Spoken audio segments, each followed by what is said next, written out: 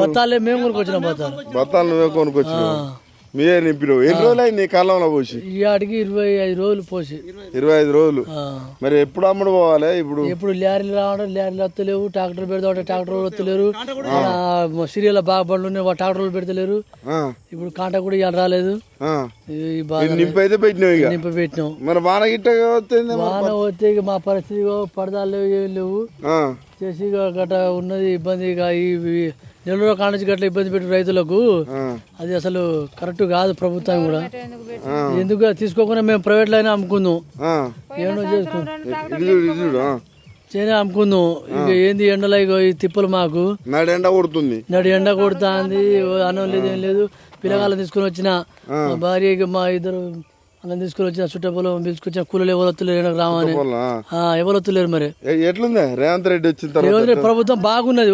ఇది మొత్తం ఎట్లున్నది చూస్తలేము. రేవంత్ రెడ్డి ప్రభుత్వం, రేవంత్ రెడ్డి ప్రభుత్వం చేపట్టి ఇంతవరకు వచ్చింది. మార్పు అన్నారు కదా, మార్పు కోరుకుంటే ఇక మార్పు ఇంతవరకు వచ్చింది. మార్పు ఇంకానా? ఇక రాలేదా మాకు బుద్ధి? రైతు బంధు బాయ్. ఇక రైతు భరోసా 7,500 7,500 పోయి 12,000 చెప్తే 12,000 ఒకసారి 6,000 ఇచ్చిండు, ఒకసారి 6,000. మళ్ళీ ఎప్పుడు ఎత్తాడో లైన్ కట్టుడు. ఇక బాధ ఏం చేస్తాం. మళ్ళీ ఒక తులం బంగారం అంటాడు, లేకపోతే ఓటుకి ఇంతో అంత ఇస్తా. తులం బంగారం ఇంకా 4 తులాలు ఇచ్చినా ఏరు, 5 తులాలు ఇచ్చినా ఏరు. ఏరు అయిపోయా. ఇంకెత్తరాను బుద్ధి వచ్చింది ఇప్పటికి. అంత కోపం ఎందుకే? 2 ఏళ్ళు కావట్లేదు. 2 ఏళ్ళు కాటే చూస్తలే అన్న. ఇప్పుడు ఈ గోస ఏంది, రైతుల గోస ఏంది అందరికీ. కానీ రైతుల బాధ ఇప్పుడు పండించిన పంట కూడా అప్పుడు చిలకలు ఉన్నప్పుడు అంత బాధ పడలేదు. ఇప్పుడు అంతకంటే ఎక్కువైంది మా బాధ. ఇది పోతే తడితే గడగడానగానే ఊరుకోవచ్చు. నైట్ రాళ్ళు ఉంచలేరు, పడదలు కప్పుడు తీసుకోపోడు వచ్చు. ఊరి అప్పుడు వేద్దామంటే ఊరియలేదు, ఇప్పుడు వేద్దామంటేనే పంట పోతే దెబ్బన అయిపోద్ది అనుకుంటే ఇప్పుడు మళ్ళీ తీర కాలం నెత్తి మీదకి వచ్చాయి. ఇప్పుడు మళ్ళీ గింజ పెట్టాల్సిందే వచ్చే. మరి ఆయన ఏమంటున్నా అంటే, ఇప్పుడు రైతులకు నేను మంచి చేద్దాం అనుకుంటాను, పైసలు ఇద్దాం అనుకుంటాను, మరి నన్ను దొంగను చూసినట్టు చూస్తారా అంటాను.